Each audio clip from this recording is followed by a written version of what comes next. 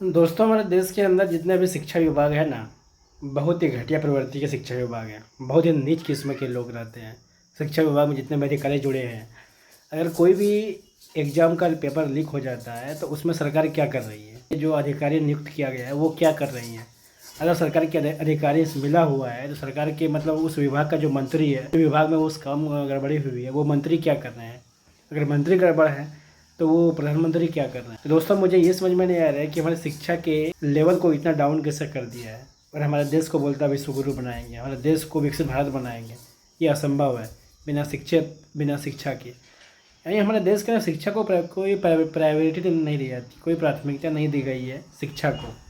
इसीलिए हमारे देश के जो भी बेरोजगार युवक हैं उसको कोई मतलब नहीं है। जो भी हमारे देश के नेता हैं, जो भी हमारे देश के लीडर हैं, उसको कोई मतलब नहीं है हमारे देश के कितने बेरोजगार लड़के घूम रहे हैं या कितने हमारे देश में बेरोजगारी बढ़ गया है या हमारे शिक्षा विभाग में क्या कितना धांधली हो रहा है, किसी को मतलब नहीं है। इसीलिए हमारे देश में कोई प्रगति नहीं हो रहा है और हमारे ये देश के अंदर कंजप्शन रेट बढ़ रही है, क्योंकि मैन्युफैक्चर हमारे देश में होती नहीं है। तो कंजप्शन बेस्ड इकोनॉमी हो रही है और हमारी इकोनॉमी दिन दिन ब दिन गिरते जा रही है।